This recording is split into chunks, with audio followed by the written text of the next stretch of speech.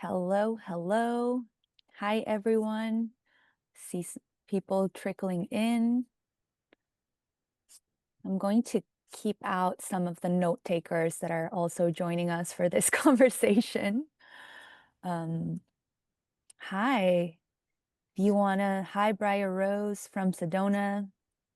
If you want to share your name and maybe where you're tuning in from on the chat, we have a pretty global crew here today.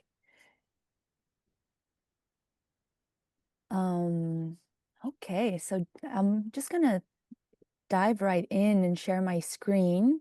Hi, Rena from Hawaii. Mel from Texas. Okay, so we are very excited for today's conversation. Thank you so much, everyone, for tuning in. Thank you to our speakers for making the time to join us in this conversation. Farm Yarns are a series of monthly intimate dialogues that the Farmer's Footprint team hosts to explore different topics, which vary from month to month, depending on the features that we're launching that month. And for this month, we are very excited to be focusing on the most recent launch of our culture storytelling pillar. So I'm just going to give a little bit of background on our 3 pillars at Farmer's Footprint.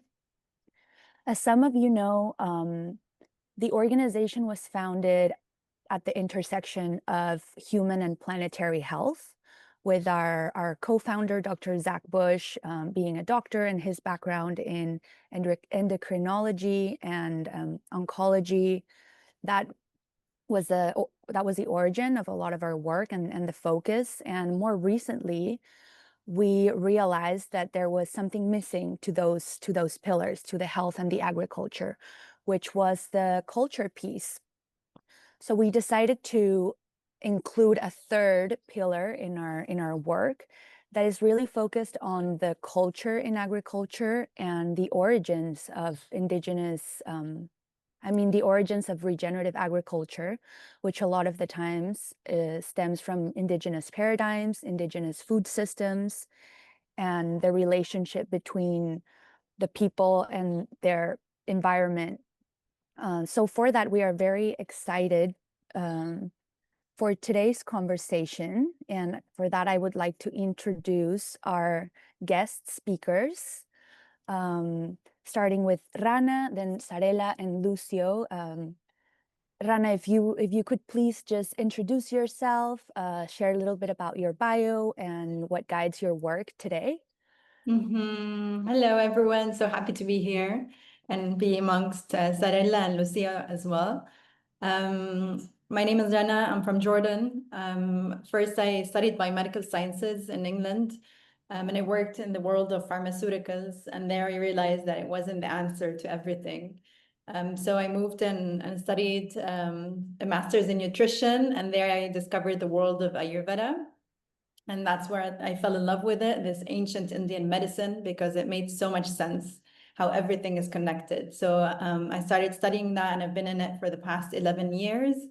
And I've been guiding all sorts of patients, but what I'm mostly excited about is guiding women through the transitional cycles they have, through menopause, through pre-pregnancy, pregnancy, and postpartum is what excites me the most about this work. And I do it, and I've been doing it for the past, I don't know, maybe 9 years now. Learning never ends. Love doing it. Love guiding people, and I'm the type of person who, throughout my 20s, I used to jump from one thing to another. But Ayurveda has been like a strong pillar and an anchor in my journey, because as everything in nature, it's unchanging. It's based in nature, and how it makes sense and resonates with me from the inside out, and how I've seen the change it's done in everyone around me, and all the patients we've worked with just excites me to keep on going on this journey. Thank you so much, Rana. Your journey from the chemical to the biological is really inspiring and resonates with a lot of us, I'm sure. Thank you for joining us today. Sarela, over to you. Would you please share a little bit about yourself, your background, and your work? Absolutely. Well, first, thank you for having me here. I'm so excited to have this conversation and really go deep into ancestral and indigenous knowledge and how that's connected to regenerative agriculture. I am Sarela. I am the co-founder and CEO of Simpli. Simpli is a regenerative organic certified pantry staples. We're bringing and telling the stories of our incredible producers that have been growing food in certain regions for thousands of years for grains, beans, and oils, and really trying to elevate the experience on these categories that might have seen commoditized in the past, but in reality, there is so much more beautiful stories and nutrient density products to be told.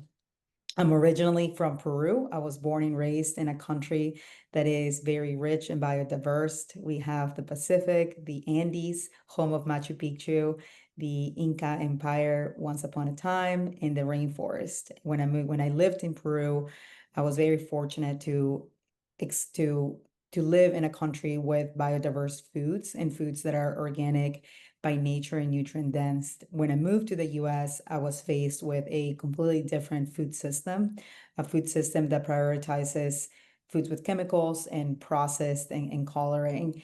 And as a teenager back then, I moved when I was 14. The change was difficult, but the food system was even more and really affected my personal journey with food as medicine. So I have made my life career really being able to change and transform the food systems that are being prioritized in the US and starting with ancestral knowledge and bringing that knowledge to the table. Thank you so much, Sarela. Yeah, that contrast from what some of us are used to in Latin America and other places in the world, and then what is prioritized in the US, I think is really eye-opening for a lot of us joining here today, and just what's possible when the relationship between those two can shift to prioritize other things. So thank you for joining us today. We're excited to dive in together. And Lucio, over to you to wrap us up. Thank you, Alana. It is really a pleasure to be in company of such wonderful people. Well, I am the founder and CEO of Arca Tierra in Mexico City, and we also work in some regions surrounding Mexico City. I studied philosophy, but then discovered the real importance of Xochimilco, all this very wonderful place in the southern part of Mexico City, where we have a system that dates pre-Aztec times, no, more than 2,000 years ago, and it is one of the best examples of how humans can work with nature to co-create more life, and of course, food and beauty. So we're very happy to be here and share what we can. Thank you so much, Lucio. It's been really inspiring for me personally, and some of those on the Farmers Footprint team who've been able to visit Arca Tierra and see the incredible work that you're all supporting there, bringing back some of the traditional practices of that area, and the impact that you've all had on a community level, and now the city too. It's exciting to see more of your products and more places around the city each time. Okay, so to dive into the conversation, oh, sorry for that. Sarela, the first one is to you.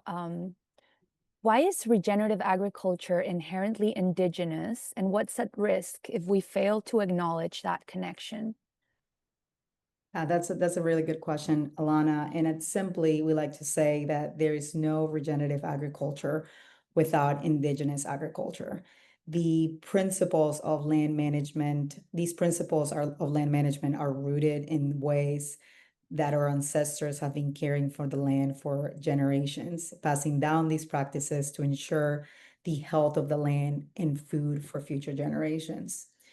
Indigenous cultures have just this innate understanding that we need to work with the land and we just can't take. We must give back so we can be able to protect the land, to keep the soil healthy and fertile, and being able to balance within our home. And I think this principle is deeply rooted, that we see the soil and the health as part of the own indigenous community ecosystem, and a tool that, not only a tool, but a counterpart that gives as much as we have to give. Indigenous practices inherently prioritize soil health management, biodiversity, ecosystem balance, such as the crop rotations and minimal tillage of mechanisms, which the modern regenerative organic agriculture framework truly formalizes. These methods not only sustain the productivity, but also sequester carbon, which is a key piece of regenerative organic agriculture principles that have been observed in ancestral farming systems long before industrial agriculture. And to answer your question of what's at risk if we fail to acknowledge that connection, is that we are not going to be able to learn from these practices that have been around for thousands of years, understand how you're able to manage these variables of soil, rain, cloud, hail, people, animals, birds, bees that are part of the whole ecosystem in a way that increases yield for the crop, but also nourishes the crop that is growing, as well as the soil and what you're leaving behind. Thank you. That was so clearly articulated, and you really wrapped it all together. It's so interesting. Oh, Rana, I see you come off mute. Is there something you would like to chime in with? Yeah, like just acknowledging the importance of what you're saying, no? Because health starts really in our land, no? And I come from a country where I still saw, no, my grandma, my ancestors, they had the land and how they treated it. Because I think when I asked someone in Mexico, maybe in Mexico City, oh, but how did your grandma do it? I think at some point they were disconnected. But if you go to places outside, or places like Jordan, where I was born and raised, it's really important how indigenous agriculture works, because they understand the cycle of life. They understand that everything is cyclical. And how does that affect our health? The fact that you know when to grow something, how to grow it, is it for winter, or is it for spring? The nutrients that it has, like all microorganisms that it has, really affect us on every level on our health. So the minerals, the vitamins, but not that, even on an energetic level. So if in indigenous agriculture, they don't know that they need to, I don't know, grow the bitter leaves in spring, then how can we detox our liver during spring when everything is heavy? And if they don't know that we need to grow, I don't know, something simple as in a hot summer, watermelon or melon or cucumber, then how are we going to cool our system down? And it's really interesting, because there are studies that show that it's not just about like cooling your system down or detox your liver or help you give your digestion a boost or not. But the way we eat, depending on what the land is giving us. For example, there's a study on deers. This deer during winter time, it eats a bark of a tree. And it digests it perfectly. But they tried to give the same bark of that tree for the deer during the summer, and they died, no? So everything that's there, even the microorganisms that live on that land, that live on these plants, during a certain period, help us to digest it and be in our best health. And if we ignore that completely, if we ignore that knowledge, that indigenous knowledge of the land, of the cycles, then health really doesn't matter. So we're so obsessed. We're such a society that's obsessed with like the next superfood. No, I have to eat kale, or you have to get your berries in. No, the blueberries is the best thing for it. But like, who, why, when is the question? And going back to, oh, but what did my grandmother say? What did my great grandmother say? Or how did the indigenous people do it for so long, is really, really profoundly affects our health, and not just listening to this external noise that means nothing when really we're not in touch with the land. Alan, if I may intervene, Please. I also think it's a great question, but the premises of indigenous agriculture are more for self-sustenance, no? And just to fulfill the needs of the community and maybe some trading, some storing. But when you change the premises for modern societies, um, it's the rules change all around, no? So what I'm trying to say is that I agree, completely agree that regenerative agriculture culture is inherently indigenous, as Sarela explained perfectly. But now for the type of societies and the city, the urban living we have, we need to build bridges, no, between this wisdom of indigenous knowledge and our way of living, no? That's to say, we don't, most of us are not farmers. Most of us now live in cities. So that kind of agriculture is probably no longer viable. So the main principles are, no? But there are two important things, no? From the people in the city, the consumer point of view, we have to really think about the impact of our way of living, of our consumption, and move towards a more, I don't know, slow life, a conscious consumption, getting to know farmers and at least knowing about indigenous knowledge, but also more in the part of agriculture.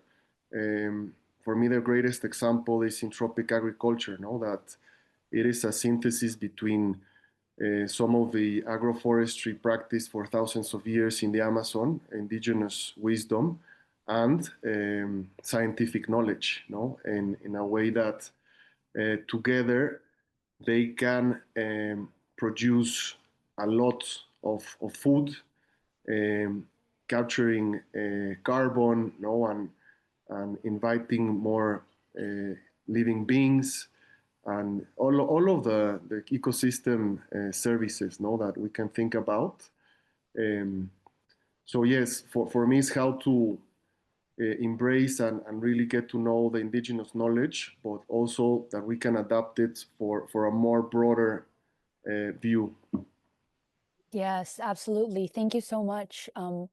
That's a great way to wrap it up. Like it's not about going back to how we used to live, but learning, like remembering, and then continue to move forward in a way that's considering and integrating what these societies have known and learned and perfected and continue to perfect as we keep living on this earth.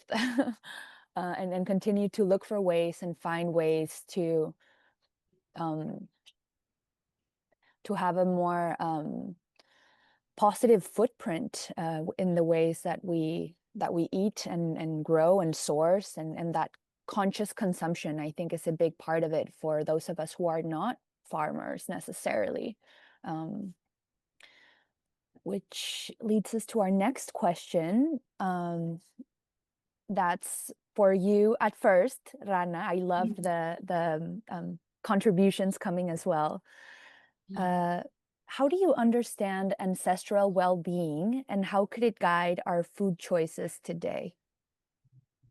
Ancestral well-being is the remembrance that health is not just the absence of disease. It's the state of harmony with nature, our body's cycles, and the wisdom passed down through the generations.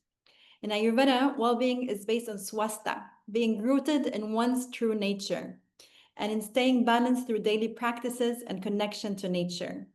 Doing that allows us to understand that health, that our true nature starts in nature.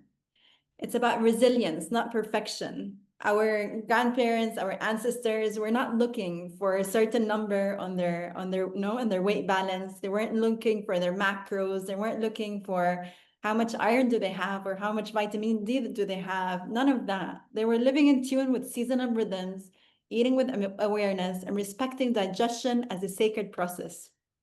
Ancestral well-being is also intergenerational.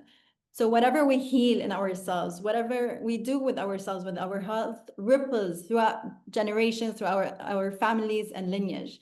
And just a small example here, in Ayurveda, they talk about women's health, it doesn't start with me, with myself. It doesn't start with us women. It starts not with our mothers either. It starts with our grandmothers and even our great-grandmothers. Whatever they've done has been passed down and has really affected the egg where we were created, the health of that egg, the quality of that tissue. My quality of tissues is thanks to my great-grandmother and my grandmother. So this is how much it's connected. On a really deep level. So understanding that we have that power to heal generations to come, just helps us know. It's another motivation to take care of ourselves, because how we take care of ourselves takes care of generations to come as well. Exactly how they've done it with us, our great grandparents and our ancestors. That's very powerful. I know Dr. Zach Bush often talks about through the lens of epigenetics, and I'm not a doctor, so this is what I gathered from it, that a lot of the impact that we're seeing and that we haven't yet seen of the pesticides that are being sprayed today, or that were sprayed like 30 years ago. We're not seeing the effects of that just yet, but it will be in the next generation. It's like 3 generations after, I believe, where we've seen in studies that the effects of what we're doing to the environment and our bodies today will be expressed, especially through the lens of pesticides and herbicides. So when you point out to that intergenerational element of it, it brings together a whole other layer of responsibility and accountability that we need to be mindful of for the choices that we're making today, and how they are not only going to affect us, but multiple generations that will come after us. The body remembers, and the body will remember. It's passed down. I think I can't remember, but like 400 genes or something are passed down. No, so even and talking about pesticides and all of that, I see it with people in Jordan. Used to use their own wheat, no, for generations. They used to grow their wheat, but for some, weird reasons, political reasons, they started importing wheat from the States. And we all know the quality of that. So personally, I experienced that in my family, where my sister was extremely, all of a sudden, allergic to wheat on an extreme level, where she has to go to the hospital or she has to have a shot the minute she touches or eats wheat, when she's had it throughout her life. And exactly what you said, maybe we can see it in the same generation sometimes, because the body takes it to a certain level, no, and it tolerates it, and after that, it just says no.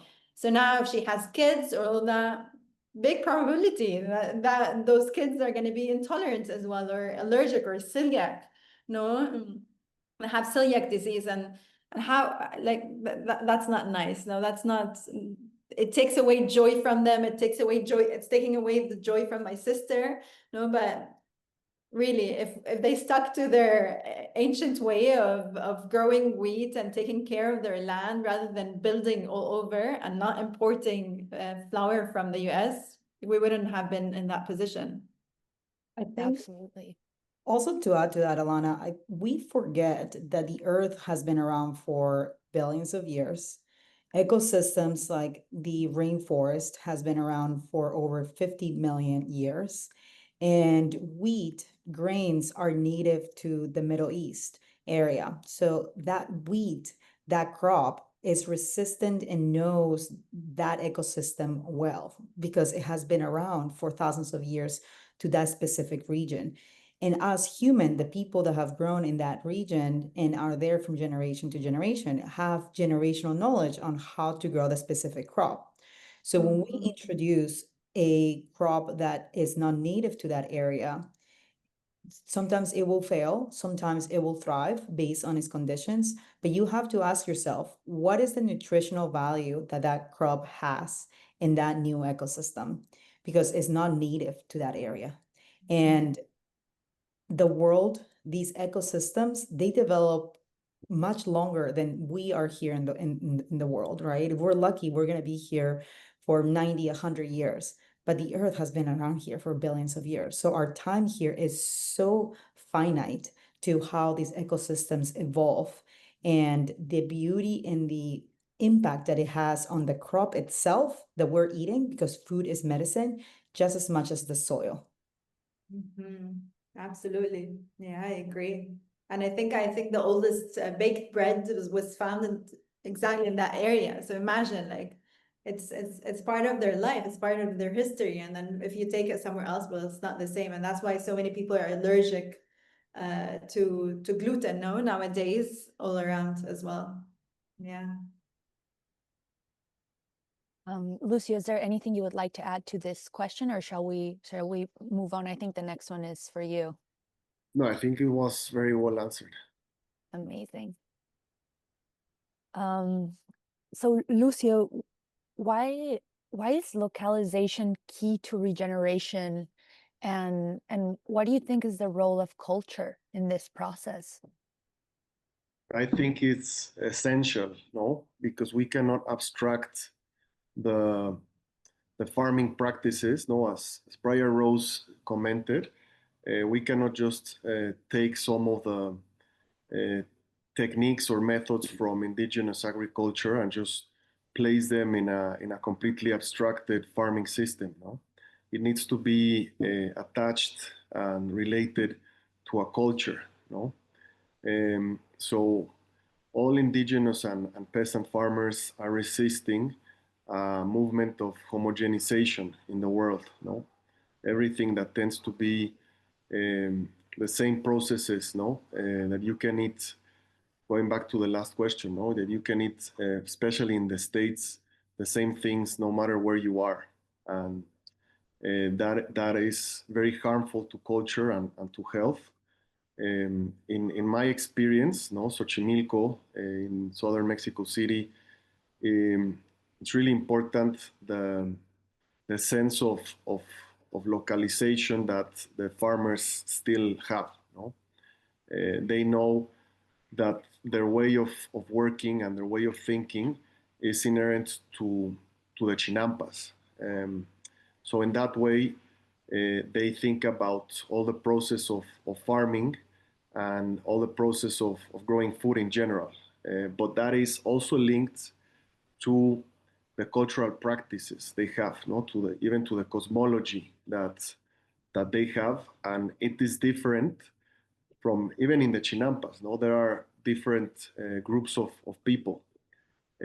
So each group has developed very resilient characteristics and factors, and sometimes opposing others. No, so there is always richness in diversity, and that creates resilience. So the only way to have that richness is to respect and to honor the local cultural practices and beliefs that each place has. No, it obviously sets some difficulties in terms of communicating or sharing these beliefs or practices, because by definition they will differ from other places.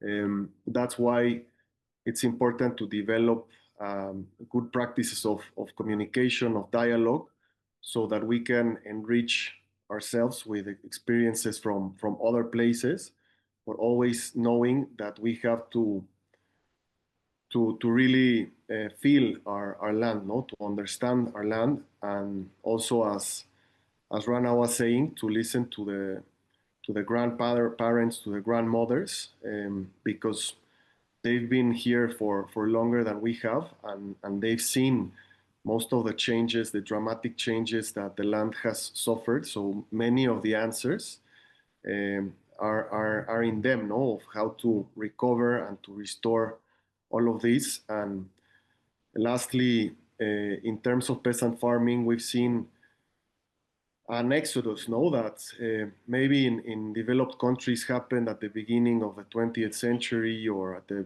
half of the century. But in Mexico, I'm sure in Peru as well, we are in that battle, no? We are trying to revalue peasant agriculture and make it successful, make it relevant again. And that the only way to do that is to work locally, no? To embrace all the opportunities that are locally happening. Obviously, at the same time, um, implementing some techniques and knowledge that can be practiced everywhere, no? But the only hope we have for keeping a peasant culture is to revalue all the local practices of each place. Absolutely. Yes. It's so interesting when you talk about how the things that might work in one place are not going to work in another, right? And in these dialogues of different farmers or people sharing and learning from each other, like what do you think is the constant, even though the actual practices or techniques might vary from place to place? Do you think there's a common thread that different localized food systems share? Yes, and it's again going back to peasant indigenous cultures. We have to realize, no, there's a complete entanglement of beliefs and practices, no. For example, the blessing of the seeds, no. In Mexico, every time you're going to plant a milpa, no, the three sister method, the maize, there is a blessing, no, and it's a mixture of pre-Hispanic and sometimes Catholic beliefs, no, but that brings the community together, and that in a way is sending a big message that also peasant cultures and indigenous cultures know that we don't want to control everything. We respect the mystery of life and of nature, no. So a same act can be interpreted in many, many ways, in aesthetic ways, in religious, in technical, in food sovereignty, whereas industrial agriculture is completely devoid of this richness of meaning. No, it's just we want high yield, we want to make as much money as possible. Is very like logical in a univocal sense of the term, um, whereas again, no, the richness of meaning that it's always saturating us. No, we know we're part of the community and we know we're part of life. Wow, that was really powerfully articulated. Like, to think that our industrial food systems are not only void of nutrients, but they are also void of meaning. I think that's something that is not always mentioned in these conversations about, yes, there's a lot of destruction, there's homogenization of the food system, processed foods, like these very real technical problems with it, but there's also the deeper layers of cultural identity and spirituality and reverence that is so clear to indigenous agricultures all over the world. And I think going back to the first question that Sarela answered, I think that's one of the risks of not remembering that regenerative agriculture stems from an indigenous worldview, that we might get stuck in the technicalities of crop rotation of regenerative agriculture, which are amazing in many ways, but let's remember that there's also like a deep meaning of connection to the land as part of these practices, that is an essential part of it as well. Sarela, anyone want to add to this question before we keep moving? It's just so beautifully put, and I completely agree. At Simply, our mission is to connect people around the world through joy of food, and it stems from a memory that that we had, similar to what Lucio mentioned in Mexican tradition, but it stems that food is a mechanism to really spread joy. And we were visiting one of our communities in Brazil. We were in Brazil trying to work with protected indigenous communities in Belém. And I don't speak Portuguese, and my husband doesn't speak Portuguese, and there's also an indigenous language on top of Portuguese. But the chief of the community invited us into his home, and we shared a meal with him and different community members and his family. And we couldn't communicate verbally, but we were all communicating through the joy of food. And that just felt so powerful at that moment on how people from different places of the world can come around a table and share a meal that is nutritious for the environment and nutritious for you. And as we started to develop Simpli, that memory really resonated with us of this cultural localization of traditions. In Peru, Lucio, there's a very similar tradition that I didn't know in Mexico existed, where we take the first drink. So as we cheer, the first cheer goes to the land, goes to Pachamama. So you pour that into the land and then you take a sip. And it's to show that respect. And it's not just about what you get out. It's not just about food. It really goes deeper into the connection to local and culture.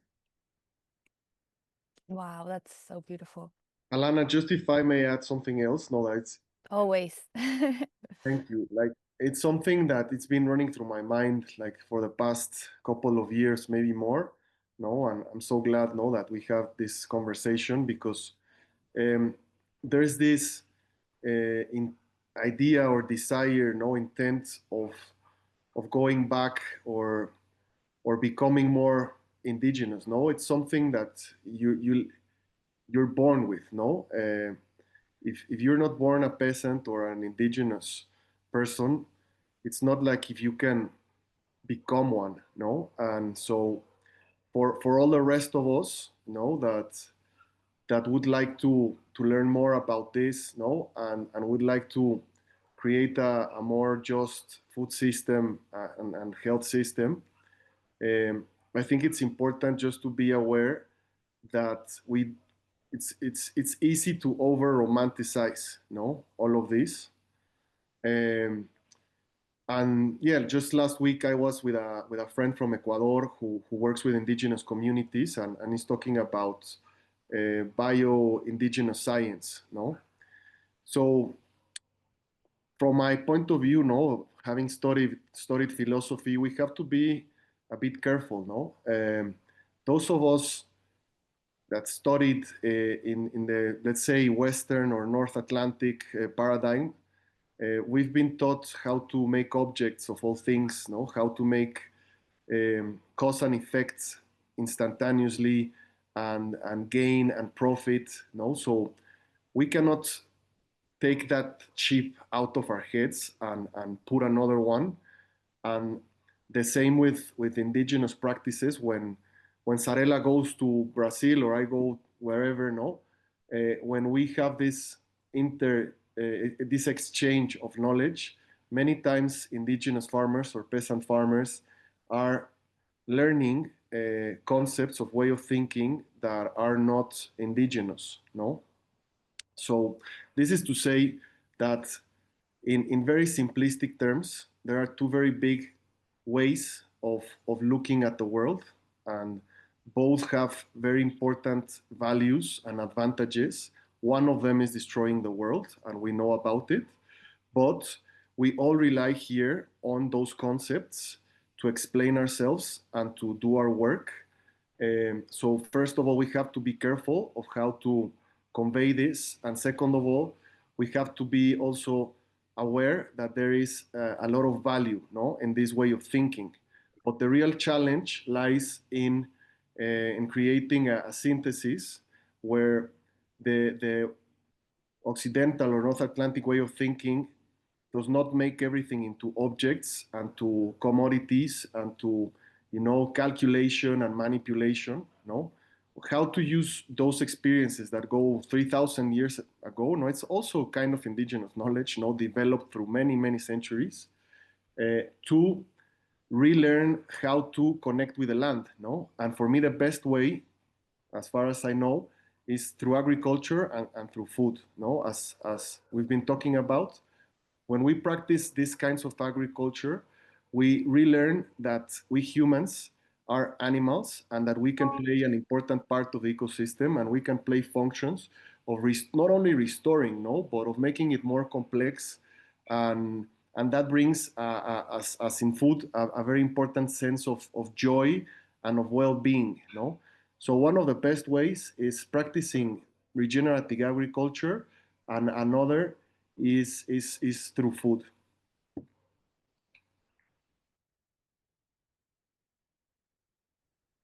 Rana, I see you off mute. I don't know if it's because you want to add something or just getting ready for the next one. No, I don't know. I'm loving the conversation, and I'm loving everything Lucio was saying and Sarela, and it just reminded me of all the practices that we have in our land as well, and talking about how it connects you spiritually and how it connects you to the communities. Olive trees are a big thing, no? Right in the Middle East, and it's a big symbol for us. I'm half Palestinian, half Jordanian, and olive trees, picking olives is such a beautiful thing there, because the community gets together, and there are full of, like, there are songs that have existed. Like, I asked, I'm like, where is this song from? Like, where did it come? And these songs that they keep on singing while they're picking olives, that connects them to the land, that talk about the importance of those trees and thanking the land while they're doing it. I don't know, just thought of that act when Lucia was talking about how it connects you spiritually as well. And how just eating olives for me now, something that I missed so much when I was living in Mexico, because they're not indigenous to that land, and it's so hard to get good olives. And now that I'm on the other side, where I can get olives here, it's just every time I eat olives, it's just home for me. I feel that connection, and the work they put into it. That's so beautiful.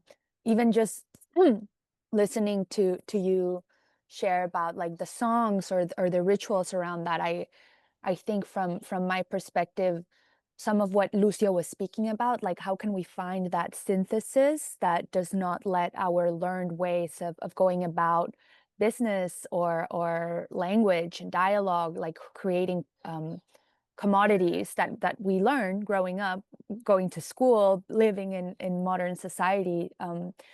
I think if the more that we can incorporate and ritualize our connection to the land and to food through things like prayer, like song, like gratitude, like joy. I love that joy has come up so much in this conversation, because I think from my perspective, those are some very timeless tools that we have access to at all times, that come from the heart, that don't come from the mind and what we've learned, but that like shared vibration that we just like are born with, and because we are part of the earth. So also for like remembering that even though we might not be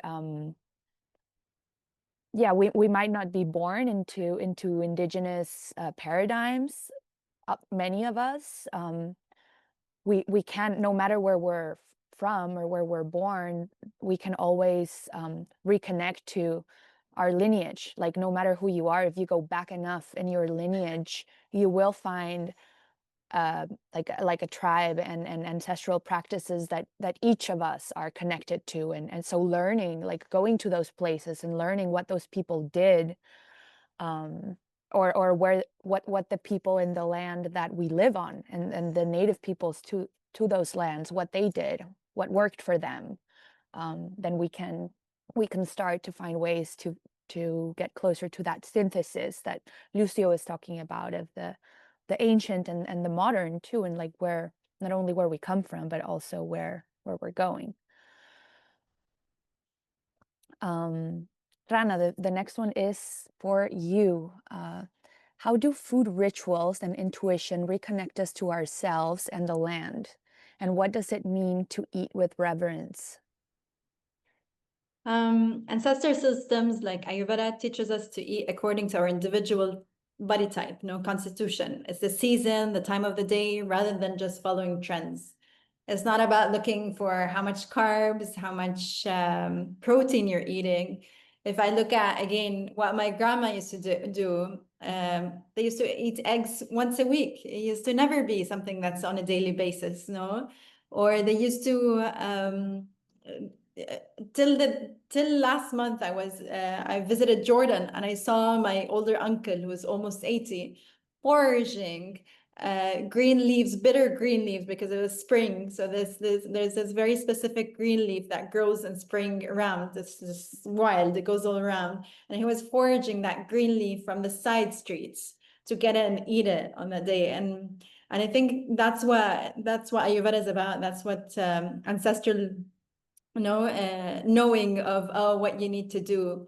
Ayurveda guides us through to trust our digestive system, digestive fire, and I think our ancestors always knew that, or I think most of them knew that, no? When if you're feeling bad or if you're too full, they didn't eat just for pleasure. They ate for sustenance. They ate to be alive. And whenever they didn't feel well, it wasn't a thing where, oh, but I'll still have this other cookie, or I'll still have another piece of meat, or it was something that they did. They trusted that digestive fire. And rather than calories, rather than macros or food fads, they just trusted their intuition of what they need on the day and have to flow with it, rather than just counting, no? And, oh, I'm going to have that 1 cup of rice today. Food is seen as medicine in Ayurveda and ritual, not just fuel. This lens encourages us to prioritize warm, fresh, home-cooked meals, cooked with intention and care. It really matters for us in Ayurveda that when you go to a restaurant, if you see the chef and if you see that cook and they're angry, get out of there as fast as possible. Do not eat that.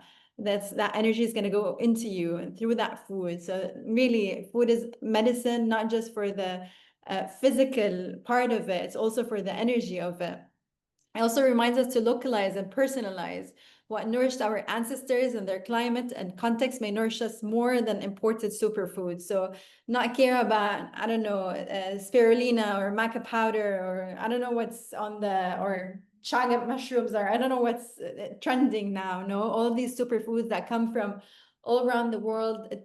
Your superfood is what's available in your local farmer's market. That's your superfood. That's like the richest and the nutrients. So that's something I always do whenever we move, and I've moved quite a bit. The first thing I look for is there a local farmers market, and if there isn't a local farmers market, I'm not moving to that place. That's where you find your superfoods. That's where you understand what's good for you for that season, and that's where you get most of the nutrients. That's where you get your health. And about the reverence in a fast-paced world, how we eat with reverence. I mean, eating with reverence means slowing down enough to recognize the sacredness of the act of eating. Life energy being offered to us to sustain our own. It's life. We're not talking about the physical part of food only. We're talking about that prana, the life force energy that's passed, that we see in an apple that we just pick from a tree. A huge difference we see between that and an apple that's been sitting in a supermarket for God knows how long, for a month, no? So I really appreciate that energy. When I work with cancer patients, one of the biggest recommendations I have is eat fresh food on a daily basis, because that energy that's passed is priceless. It's not the nutrients, it's that energy, that life force energy that will give them life and help them in their healing. In Ayurveda, we're taught to eat in silence or peace, seated without distractions, without arguing, something that I struggled with. And I guess we had that in my family. It wasn't a lot, but in Mexico, no, with my mother and father-in-law, and big Mexican family, I struggled at the beginning because it's big conversations and really intense conversations, and I'm like, so we had to work on it. I was like, oh, can we calm down? Can we keep the distractions for later on and just keep light conversations, so that we really connect to that food and eat it and connect to how it makes us feel? Because people think you notice how food makes you feel, and I don't know, a couple of hours later when you have acid reflux and you need to eat your anti-acid pastillas or pills, But really, within seconds, if you eat in silence and you connect with that food, you can feel the effect of that food. So even in a fast-paced life, small rituals like blessing the food, offering thanks to the land, to the farmers, or simply breathing before a bite can shift us from urgency into presence and connect us really to nature. If we live in cities, and now I live in the city, my only time where I really connect to nature is not just the park, it's my meals. It's 3 times a day, and that's where you're eating from that land, and that's your connection to nature. So if we, I don't know if people live in New York or somewhere where you're like really far from nature, your food is your nature. So really, you have to slow down and you have to take a pause and really appreciate that moment and know that that's your connection. So it's also a form of activism, choosing reverence over rush, resist the culture of disconnection and depletion, because really food does not nourish you the same. And it's on a physical level, if you're eating while it's something that, because I lived in the US as well, and something that used to blow my mind is seeing how people even eat sandwiches while they're on their bikes, something that I used to see in San Francisco a lot. Like people are biking and they're like gobbling down their sandwiches or their foods, or driving and eating, or whatever it is. And it's so sad, because when you're that distracted, your digestion is not on, so you don't digest your food well, you don't assimilate your food well, and that just 100% affects your health. So you can eat the healthiest food possible, but if you're not there, if you're not present with it, if you're on your screen, if you're running, if you're biking while doing it, then really that takes away from your health. So eating in community as well, eating with the family, sitting down with family is non-negotiable in our house, with our families as well, both my husband's and my family. Eating with the family, connecting, all of us, it's a ritual. When I see families where they're just like eating here and there and not connecting over it, really makes you lose something, So all of it affects us, all of it affects our health and how we assimilate these nutrients. And takes our health in one direction or another. Absolutely. Yeah. Thank you for that, Rana. I think it's easy to forget that it's not just what we eat, but also how we eat it. That makes a big difference in how our bodies receive those nutrients or not. And like you said, the frequency of it as well. Eating in community, that gratitude, that joy, that reverence are equally as important to nourish the many like layers of our being, right? The ones that we can see, and the ones that maybe we can't, but are also really present. Okay, so moving on to the next question. This one is for you, Sarela. Why does traceability matter, and how can it restore trust in food systems today? Yeah, traceability is at the core of what we do at Simpli, and the reason why, how our supply chains are set up. Traceability fights food fraud and exploitation by creating transparent supply chains. When the middleman controls pricing, the farmers receive unfair compensation, while the customer faces misleading claims about the origin of the sustainability of the food. It also creates an opportunity for the product quality to dip. We work out of 7 countries today that we're sourcing our ingredients from: Peru, Argentina, Paraguay, and South America. And out of the Mediterranean, we work in Greece, Spain, and Italy, and about to launch Ethiopia as well. And one of the things that we've realized is that there's beautiful ecosystems and there's beautiful foods in these countries, but the middleman takes advantage of that purchasing and blends those products with not so high quality or more commoditized crops and brings the quality completely down. As Rana mentioned, olive oil, we buy olive oil from the Mediterranean in Greece and Spain, and those trees have been there for thousands of years. It's as thick as you can think of, and those roots go so deep. And the quality of our extra virgin olive oil is really high. And what we have noticed in the market, extra virgin olive oil is the most fraudulent product in the market, followed by honey.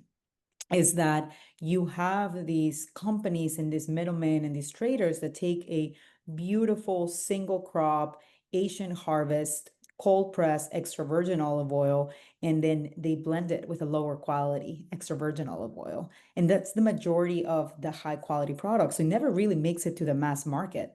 And then what you end up consuming is a product that is all harvest, that is rancid, that doesn't have the nutrient density that Rana was mentioning, which is the ethos, the antioxidants that we believe extra virgin olive oil has, and that's what we're purchasing as a customer. So it really disrupts the trust on the consumer as well as the incentive for the farmer to continue to do that. So by being able to focus on a vertical integrated supply chain where the farmer, where you're buying your food from, and bringing that product to market, you're going to be able to fight that fraudulent activity.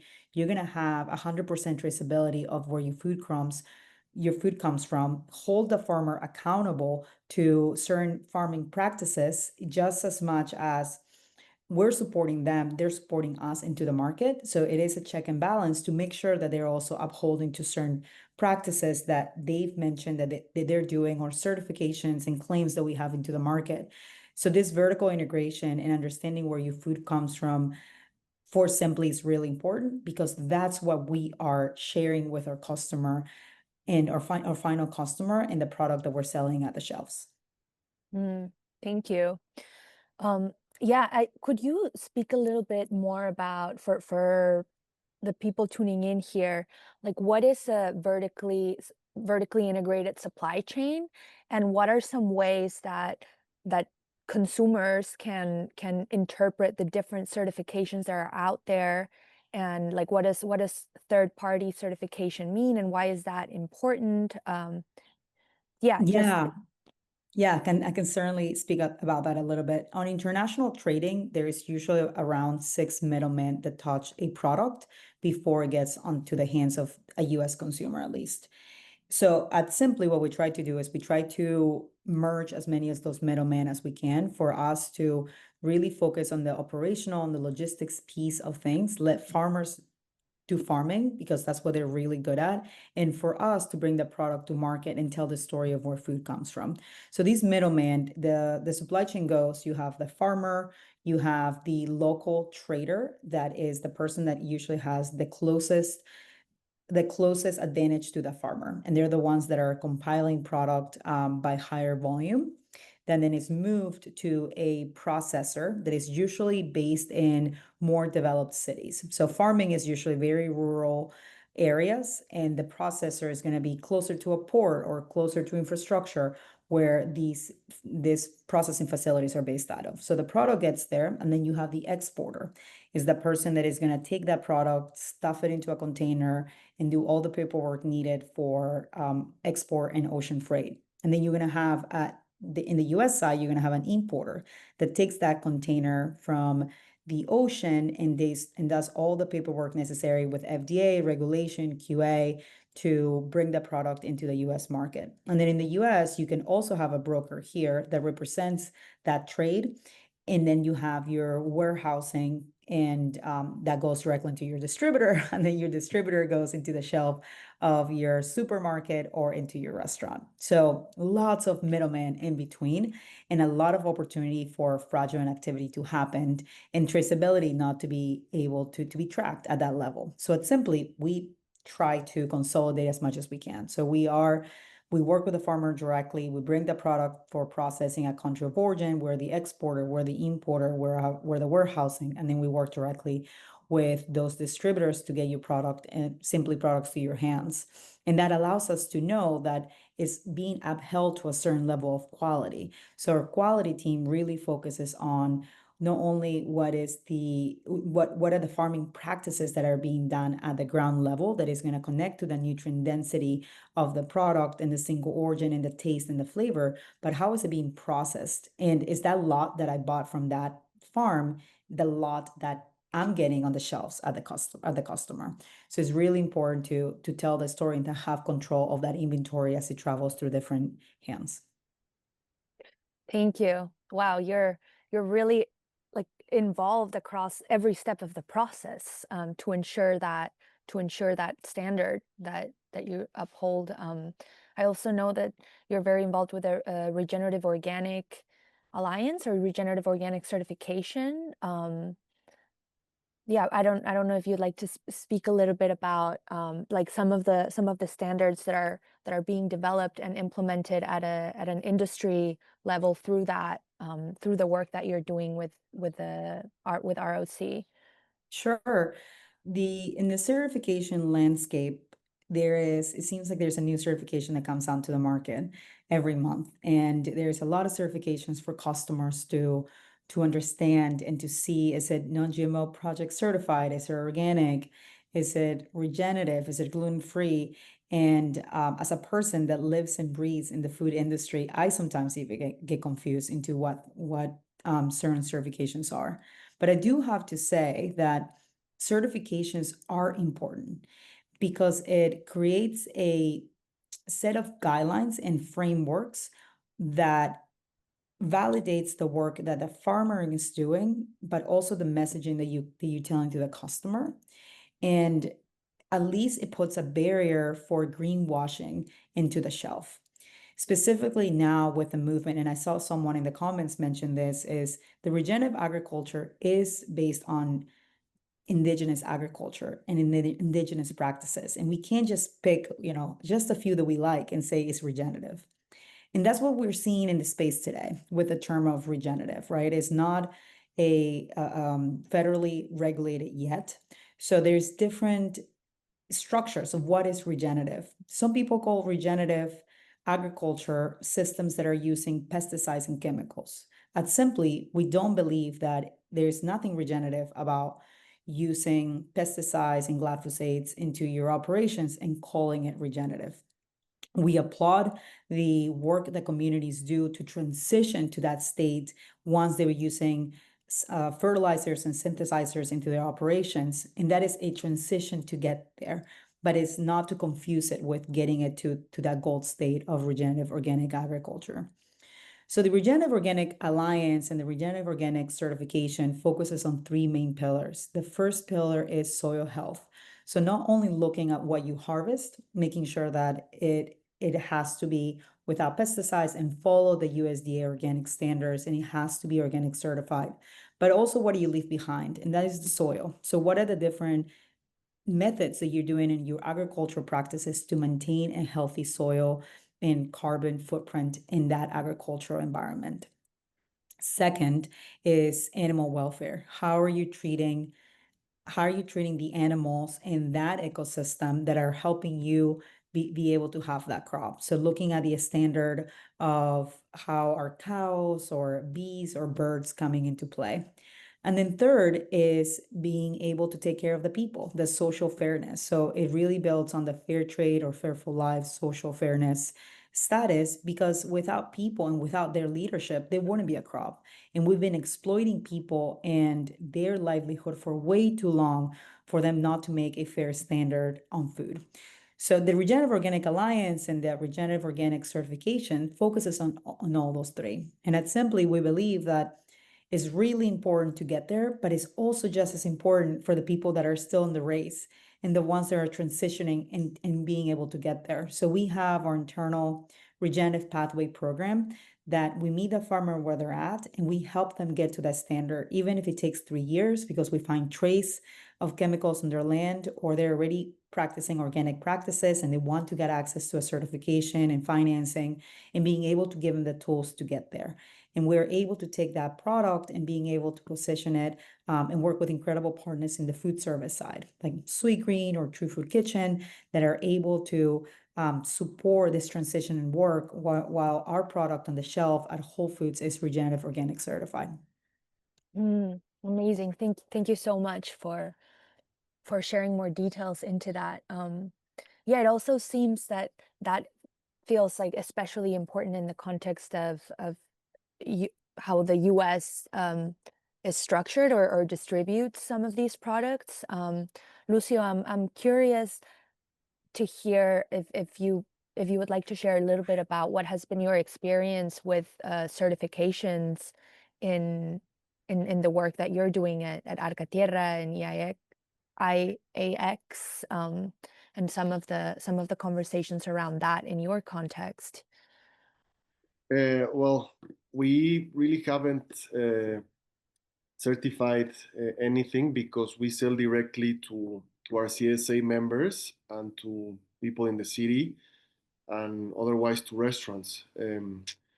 So I think certification doesn't play a purpose. No, if you sell that locally, anyone as you've visited us, no, so anyone can come and see how we farm, our values and everything. So I think it's a matter of scale. Also, the restaurant we opened last August, every ingredient has full traceability, but it's also another scale, no? As Sarela was talking of, I go directly to the farmers. No, there are no intermediaries, and we have the same criteria, no? Animal welfare, the good price, no?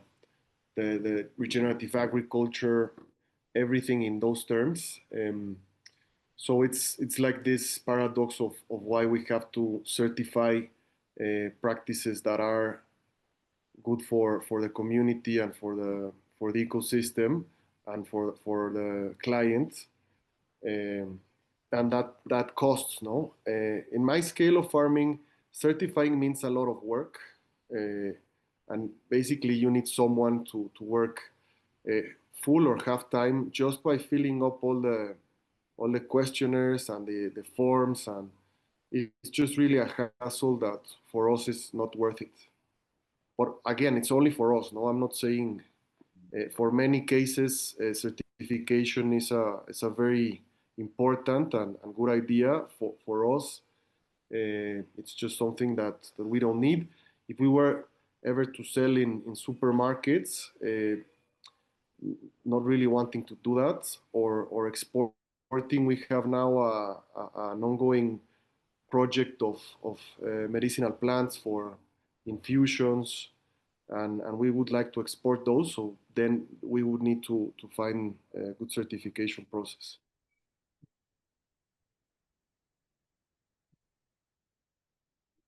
I was gonna add to that Lucio, we consumed some of your products in Mexico City, and now that we live in Mallorca and Spain, most of the farmers I buy from don't have any certifications, but we can visit their farms. They show you their ways of doing it, and that's more than enough for me of deciding to buy from them rather than buy from the organic store.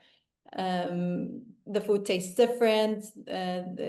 It's completely obvious to me. So and then they have small farms, no, small fincas where they're doing they produce for, you know, they don't have a lot of produce, and they sell once a week or twice a week, and that's all they have. So I guess if they're doing a really big scale, then someone has to check on them and they have to get certifications. But the way they do it, I think it takes them a lot longer to go through the process, no, of filling out all of these forms and check all the boxes than actually do the work that they know how to do. So I'd rather have them farm and give us these amazing produce than spend their time filling out their forms, no, at the end of the day. But I know that doesn't work in every context, and it works for us because it's such a small place and they don't produce on a big scale. Absolutely. Yeah, I think just to reflect some of what I've gathered from the three of your contributions, it seems like as a consumer, we can prioritize getting to know the farmers that we're sourcing our food from in our local community. Then that seems like the first way to go. And then for the products that we can't, that aren't growing locally, then look for those certifications, so that even if we can't have that direct connection with the person that is growing our food, at least we know that integrity and values are being upheld throughout each step of the process before it reaches our kitchen and our home. So thank you for painting that fuller picture between the three of you. I think we have one more question before moving into Q&A. And that one is for you, Lucio. How might traditional food ways inspire our global food systems? I think, yeah, we've covered a bit of this, but we can see it very close here in Mexico. Um, Traditional food systems or food ways go from our beliefs, our spirituality to our eating practices, no? So it's something that covers a lot of culture, no? And it's so important, no, that you've placed a lot of importance on that pillar, no, Alana? It's really culture, no? Um, our global food systems are really in crisis because of how we produce food and because how they don't have the nutrients we have, and they exploit farmers and cause migrations, and so really the challenge is how these traditional food ways can we have to like meeting halfway between what we're doing now and the traditional food systems, no? um, so it comes part from the farming and from the logistics and part from the consumers. But as the question says, if everyone knew more about traditional food systems, about cooking, about farming, then surely we would change our ways of consuming, no? So all of these platforms, no, like farming footprints, no, like your own Nana platform is really important in the way that it shares the stories of how food culture is so important for making our world better. No, again, no, we cannot go back, most of us, to the traditional way that many communities feed themselves, but we can invent new ways, inspiring us using inspiration from these traditional systems. That was beautifully said. Thank you, Lucio. Yeah, before we go over to the Q&A, is there anything Rana or Sarela would like to add to this final question? No, just agreeing with Lucio and adding that honestly, when we cook, no, I'm talking about cooking, when we cook with the herbs, the seasonal vegetables and the ancestral grains, that's where we deepen our connection with the local soil and the seasonal flow. This is how food becomes prayer for us. It's not just cooking random food, no, your chicken breasts and a salad on the side, always tomatoes and cucumbers. It's using those products and knowing that using them is you're part of that seasonal flow. So these rituals reestablish our trust in our own body and respect for the land, rather than just outsourcing authority to external trends and not noticing what we really need and how nature works.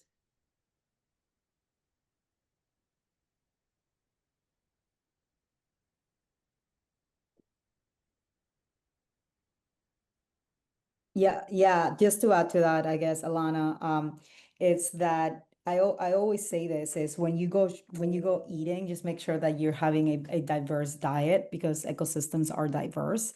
Is you don't just grow the same crop year over year. They're rotational crops. So you got to be able to understand our quinoa grows with lupini beans, which grows with potatoes, and our chia grows with amaranth, that also grows with black kidney beans. So, and as Lucio mentioned, the milpa, the three-way of the corn agriculture. So it is very diverse. So have diverse diets that support all the different parts of these food systems versus just eating rice every day.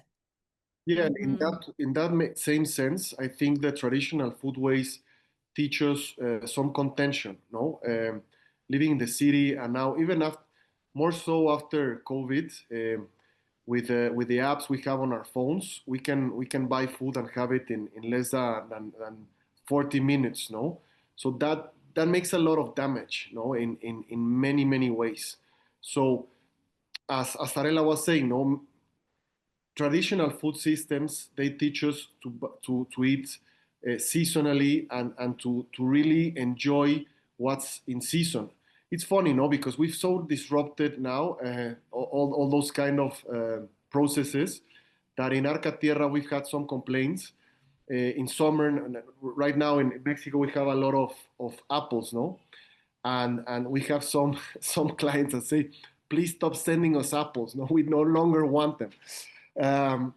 Whereas for me, eating the supermarket apples is just no longer viable. No, the taste, no, the texture, and this in many ways is indigenous and peasant culture, not only agriculture, show us how to restrain our desires and how we can grow inwards, no, and not only in terms of material accumulation, but we are so accustomed, no, habituated just to see the outside, and if I have the means, I can have it.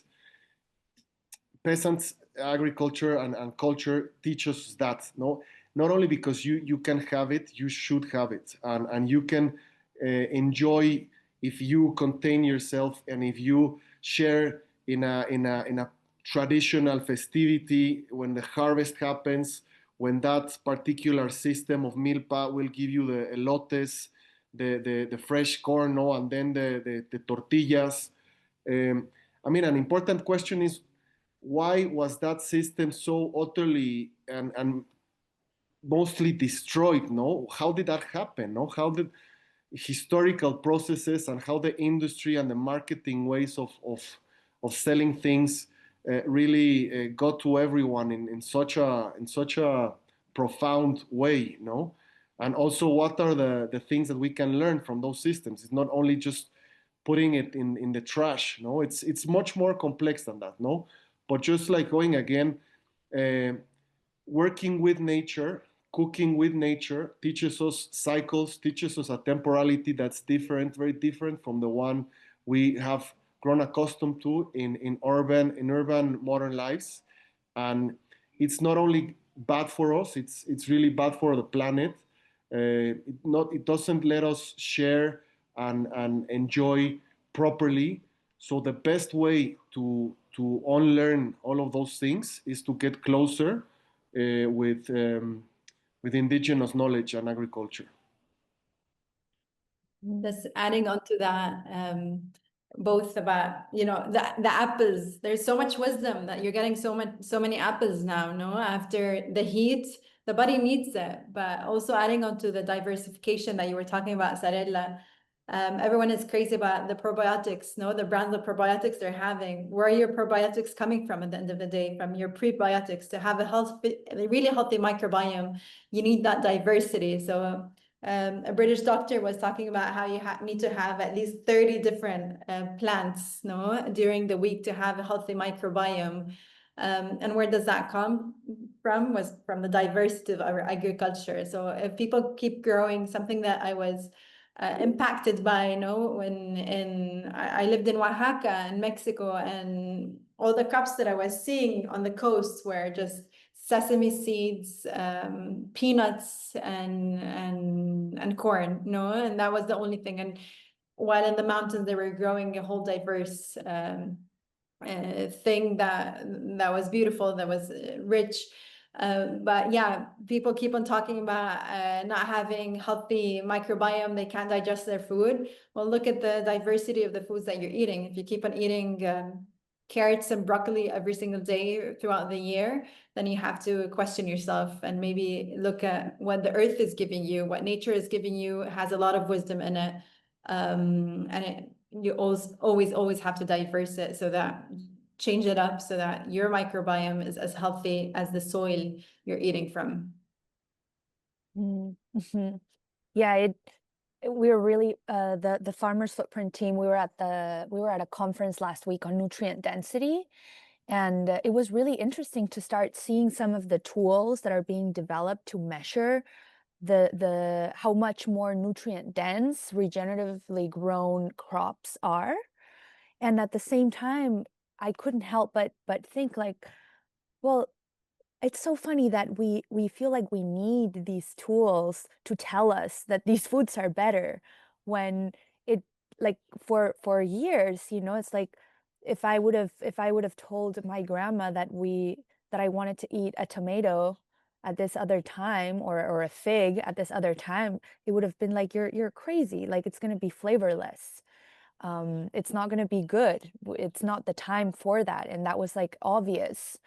So to see the ways in which different traditions have different celebrations and specific dishes that vary from one time of the year to the other, and seeing some of the parallels too between flavor and nutrient density has been fascinating. Because just like joy, to enjoy the food that we're eating and consume those foods when they are at peak season and the most nutritionally dense and flavorful, it just makes so much more sense. So with that, thank you so much for answering those questions that we put together. And I would like to open it up to everyone who's with us now for any questions that you might have for our speakers. Mel, if you could please help me unpin ourselves so we can see more faces. Thank you so much. Hello. I see one question on the chat from Briar Rose here. With GMO seeds, foods, we are obviously losing nutrients. What effect do you think this will have on culture and our ancestral ways? If there's anyone that feels called to answer that question, just go for it. Yeah, I think that it's the homogenization process, no, and it's the simplification process, and also destroying many of the know-hows of peasant and indigenous farmers.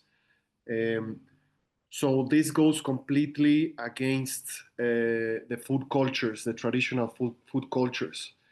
It goes against diversity, it goes against resilience, it goes against economical autonomy of the communities.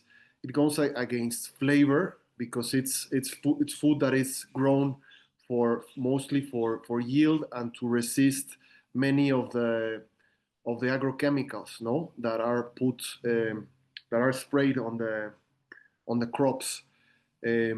So it's really like the exact opposite of traditional food systems, in my opinion. Absolutely, thank you. Oh, go ahead, Sarela. Yeah, I think Lucio just said it well, and it's really being able to simplify, and in a way also have control of that area and the seeds and the seeding, and lose this ancestral knowledge. So we've seen it. I've heard that in Central America, it just happened with corn, where GMO corn has taken over certain parts of maybe Nicaragua or Guatemala, and some of the heirloom corn seeds have been lost, which is really unfortunate to see, but it came in from big ag trying to control the agriculture in those regions. I have a question from Rena, who had to leave early, but in case she's catching the recording, I wanted to share it, unless anyone who's on the call has a burning question. I'll give you a minute. Okay, I'm going to move forward with it. But is overpopulation also contributing to our food processes? And this is like the burning question that everyone asks. Can small community farms feed the world? Absolutely. 60% of land in the US that could be used for that's farming.